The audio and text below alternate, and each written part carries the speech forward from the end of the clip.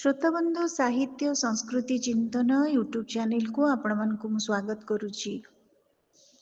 आज पवित्र अला नवमी अवसर रे राधा पाद दर्शन संपर्क रे आमे बहुत कथा शुणीचे। तेबे से ब्रज नारी पयरे एई शीर्षक रे एक सुंदर आलेख आमे शुणिबा, जार रचयिता हेउचंती विशिष्ट पुराकल्पवादी आलोचक श्रीजुक्त अर्जुनी चरण बेहेरा।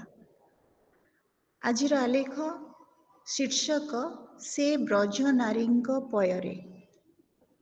एकदा दिने द्वारिका नगर रे एक अंतरंग मुहूर्त रे द्वारकाधीशंकु अष्टपाट महिषी प्रश्न कले, प्रभु आपण गोपपुर छाड़ी मथुरा आसिले, कंस संहार परे सेठारु आसी एठारे अति मनोरम द्वारिका नगर निर्माण कले, आम मानकु मध्य विवाह करी आपणक चरण दासी पत्नीर मर्यादा देले।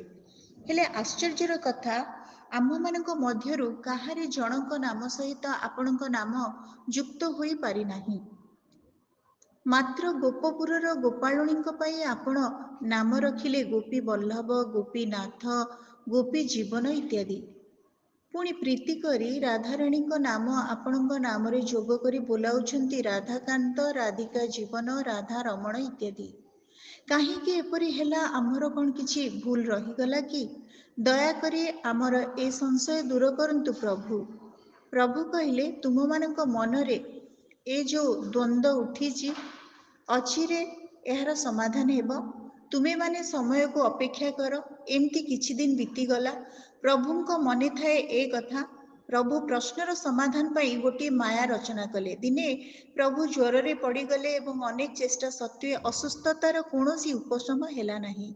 शेषरे प्रभु उद्धवଙ୍କୁ डकाई एहा किपरि उपशम हेब पचारिले। उद्धव तो प्रभुଙ୍କର मरम जानिथिबा परम भक्त। से कहिले, प्रभु ए रोगर गोटे मात्र निदान अछि। नारी मानक पदधूली जदि आपणकर मस्तकरे लेपन करा जाए, तेबे एहा उपशम होई परिबो।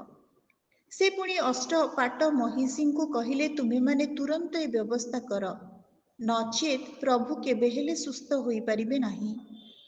अष्टपाट महिषी आश्चर्य होई परस्पर मध्यरे चाहा चाही हेउथांती, किछि निष्पत्तिरे उपनीत होई पारु नथांती। निज भितरे आलोचना करुथांती, आमे किपरि ए अन्याय अधर्म करिबु।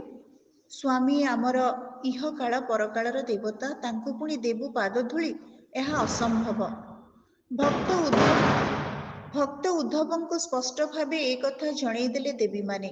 निरुपाय उद्धवଙ୍କୁ देखि प्रभु कहिले, हौ तेबे तुमे गोटे काम कर, टिके कष्ट करिबाकू हेब। तुमे गोपपुर जाओ एवं गोपी मानकू ए कथा जणाओ। मोर विश्वास सेमाने निश्चय राजी हेबे। अविलंबे तुमे जाओ एवं सेमाने कौन कहुचंती फेरी आसी मते जणाओ। उद्धव चालीगले गोकुल। गोकुଳରେ पहुंची गोपी मानकू समस्त कथा कहिले। पादधूली कथाटा कहिबाकू टिके संकोच लागुथाए, किंतु शुणिबा मात्रे गोपी माने कहि उठिले, एई निय आमर पादधूली निय, कान्हार मुंड सारा बोली देव ओ कहिब, आम्भ मानकर आयुष तांकु प्राप्त हेउ, से चिरदिन बंची रहंतु। आम्भ आयुष तोते हेउ, तो देह चिरकाल रहु। उद्धव आश्चर्य होइगले। धन्य ए ब्रजांगना गण, धन्य धन्य एमानंक प्रभुंक सह आत्मीयता एवं एकात्मता। आउ काल विलंब न करी उद्धव गोपींक पादधूलीକୁ गामुछारे बांधी मुंडेई द्वारका प्रत्यावर्तन कले। उद्धव पहुंचिबा क्षणी भगवान से पादधूलीକୁ अत्यंत भावावेग ओ श्रद्धा सहकारे ग्रहण करी निज शिर भागरे सिंची देले ओ तुरंत तांकर ज्वर छाड़ीगला। एहाकू जड़बत ठिया होई देखुथिले अष्टमहिषी ओ भक्त उद्धव।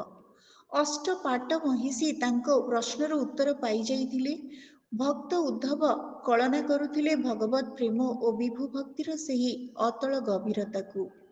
भक्त ओ भगवानଙ୍କ ମଧ୍ୟରେ କୌଣସି ପ୍ରକାରର ସଂଶୟ, ଅବିଶ୍ୱାସ, ଦ୍ୱିଧା, କୁଣ୍ଠା କିମ୍ବା ବିକାରର ପ୍ରଶ୍ନ ନାହିଁ। ଏହି ଭାବ ହିଁ ଥିଲା ଗୋପୀମାନଙ୍କ ଠାରେ ଗୋପୀ ଭାବ, ନିର୍ମଳ ଭାବ, ଅନାବିଳ ପ୍ରେମ ଓ ସମ୍ପୂର୍ଣ୍ଣ ସମର୍ପଣ। ତେଣୁ ଗୋପୀ ଭଗବାନଙ୍କୁ ଲାଭ କରିଥିଲେ ତାଙ୍କର ଅତି ଆଦରର ପ୍ରିୟତମ କୃଷ୍ଣ ଭାବେ। ଭାବ ନଥିଲେ ଭଗବାନ ମିଳନ୍ତି ନାହିଁ। ଏଣୁ ଗୋସ୍ୱାମୀ ତୁଳସୀଦାସ ରାମଚରିତ ମାନସରେ କହିଛନ୍ତି, କମଠ ପୀଠ ବରୁ କାମ ହି ବାରା, ବନ୍ଧ୍ୟା ସୁତବରୁ କାହାକୁ ମାରା, ଫୁଲଇ ନଭବରୁ ବହୁବିଧ ଫୁଲା, ଜୀବନ ଲହ ସୁଖ ହରି ପ୍ରତିକୂଲା। ଅର୍ଥାତ୍ କଇଁଛ ପୃଷ୍ଠରେ କେଶ ଜାତ ହେବା, ବନ୍ଧ୍ୟା ନାରୀଠାରୁ ବଳବାନ ପୁତ୍ର ଜାତ ହେବା, ଶୂନ୍ୟରେ ନାନାବିଧ ଫୁଲ ଫୁଟିବା ଆଦି ଅସମ୍ଭବ ସମ୍ଭବ ହୋଇପାରେ, କିନ୍ତୁ ହରିଭଜନ ବିନା, ହରି ପ୍ରେମ ବିନା କେହି ସୁଖ ଲାଭ ବା ହରିଲାଭ କରିବା ଏହା ସମ୍ପୂର୍ଣ୍ଣ ଅସମ୍ଭବ। ପ୍ରଭୁ ହେଉଛନ୍ତି ଭାବକୁ ନିକଟ, ଅଭାବକୁ ଦୂର, ସେ ଭାବଗ୍ରାହୀ ଭକ୍ତ ବଲ୍ଲଭ। ଏଭଳି ଭାବ ମଧ୍ୟ ପ୍ରଭୁଙ୍କ କୃପା ବିନା ଅସମ୍ଭବ। ଶ୍ରୀମଦ୍ ଭାଗବତ ଭାଷାରେ ମୁଜାକୁ ହୁଅଇ ସଦୟ, ଜ୍ଞାନତା ହୃଦୟରୁ ଉଦୟ। ଏହି ପ୍ରଭୁ କୃପା ବଳରେ ଦସ୍ୟୁ ରତ୍ନାକର ଦିନେ ମହାକବି ବାଲ୍ମୀକି ହୋଇଥିଲେ, ମହାମୂର୍ଖ କାଳିଦାସ ମହାପଣ୍ଡିତ ହୋଇଥିଲେ, ଗଜମୂର୍ଖ ସାରଳା ଦାସ ଉତ୍କଳର ଆଦିକବି ହୋଇଥିଲେ। ଭାବରେ ଶ୍ରୀବତ୍ସ ବ୍ରାହ୍ମଣର ପଦାଘାତକୁ ପ୍ରଭୁ ହୃଦୟରେ ବହନ କରିଛନ୍ତି, ଭାବରେ ଦରିଦ୍ର ଭକ୍ତ ସୁଦାମାକୁ କୋଳ କରି ନେଇଛନ୍ତି ପ୍ରଭୁ।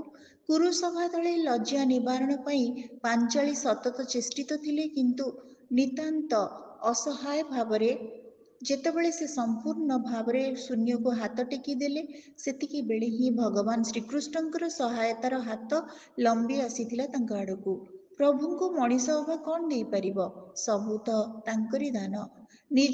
ନିଜର ଦାନକୁ ସେ କିପରି ଗ୍ରହଣ କରନ୍ତି? ସେ ଯାହା ଗ୍ରହଣ କରନ୍ତି ତାହା ହେଲା ଭାବ। ପ୍ରଭୁ କୁରୁପତି ମହାମାନି ଦୁର୍ଯ୍ୟୋଧନର ବିଳାସପୂର୍ଣ୍ଣ ଭୋଜନ ଦ୍ରବ୍ୟକୁ ପ୍ରତ୍ୟାଖ୍ୟାନ କରି ଭାବରେ ବାନ୍ଧି ହୋଇ ଭକ୍ତ ବିଦୁର ଘରେ ସାକାନ୍ନ ଭୋଜନ କରିଥିଲେ। ସବରି ଉଚ୍ଛିଷ୍ଟ ଫଳକୁ ଅତି ଆନନ୍ଦରେ ଖାଇଥିଲେ। ବ୍ରଜବାଳା ପ୍ରଭୁଙ୍କୁ ବାନ୍ଧିଥିଲେ ଭାବରେ। ତେଣୁ କରି ସେ ନିସଂକୋଚରେ ନିର୍ବିକାର ଚିତ୍ତରେ ପ୍ରଭୁଙ୍କୁ ପାଦଧୂଳି ବାଢ଼ି ଦେଇଥିଲେ। ଏଣୁ ଭାଗବତ ପାରାୟଣ ବେଳେ ଭକ୍ତ ଉଦାତ୍ତ କଣ୍ଠରେ ଗାଇ ଉଠିଥାଏ, ସେ ବ୍ରଜ ନାରୀଙ୍କ ପୟରେ ମନ ମୋ ଥାଉ ନିରନ୍ତରେ।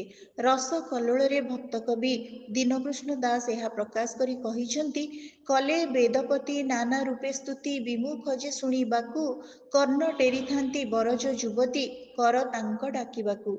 ପ୍ରଭୁ ଭାବରେ ବଶ ହୋଇ ଗୋପୀଙ୍କ ବସ୍ତ୍ର ଚୋରି କରନ୍ତି, ଲବଣ ଚୋରି କରନ୍ତି, ପୁଣି ତାଙ୍କ ମାଡ଼ ଗାଳି ଖାଇପାରନ୍ତି। ତେଣୁ ଶ୍ରୀମଦ୍ ଭାଗବତରେ କୁହାଗଲା, ଗାଳି ଶୁଣଇ ଗୋପୀ ମୁଖେ, ବେଦ ନ ଶୁଣେ ତେତେ ସୁଖେ। ଏହି କଥାକୁ ଚୈତନ୍ୟ ଚରିତାମୃତରେ ମଧ୍ୟ କୁହାଯାଇଛି, ପ୍ରିୟା ଯଦି ମାନ କରି କରେ ଭର୍ଚ୍ଛନା, ବେଦ ସ୍ତୁତି ହେତ ସେଇ ହରେ ମୋର ମନା। ବ୍ରଜନାରୀମାନଙ୍କର ଭଗବାନ ଶ୍ରୀକୃଷ୍ଣଙ୍କୁ ପାଦରେଣୁ ପ୍ରଦାନ ପ୍ରସଙ୍ଗକୁ ଅତି ଚମତ୍କାର ଭାବରେ ବର୍ଣ୍ଣନା କରି ମହର୍ଷି ବେଦବ୍ୟାସ କୃତ ସଂସ୍କୃତ ଶ୍ରୀମଦ୍ ଭାଗବତର 10ମ ସ୍କନ୍ଧ 47 ଅଧ୍ୟାୟ 6ତମ ଶ୍ଲୋକରେ କହିଛନ୍ତି, ବନ୍ଦେ ନନ୍ଦ ବ୍ରଜ ସ୍ତ୍ରୀଣାମ୍ ପାଦରେଣୁ ମତ୍ତିକ୍ଷଣମ୍, ଯାସଂ ହରିକଥୋହ ଗୀତଂ ପୁନାତି ଭୁବନତ୍ରୟମ୍। ଜୟ ଶ୍ରୀକୃଷ୍ଣ। ଶ୍ରୀକୃଷ୍ଣ ଗୋବିନ୍ଦ ହରେ ମୁରାରେ, ହେ ନାଥ ନାରାୟଣ ବାସୁଦେବ। ଶ୍ରୋତା ବନ୍ଧୁ, ଆଜି ଆମେ ଶୁଣୁଥିଲେ ପବିତ୍ର ଅଁଳା ନବମୀ ଅବସରରେ ଏକ ସୁନ୍ଦର ଆଲେଖ, ସେ ବ୍ରଜ ନାରୀଙ୍କ ପୟରେ। ଆଜିର ଆଲେଖ୍ୟଟି ଆପଣମାନଙ୍କୁ କେମିତି ଲାଗିଲା? ଆପଣମାନଙ୍କ ମତାମତ ଅପେକ୍ଷାରେ ରହୁଛି। ଧନ୍ୟବାଦ।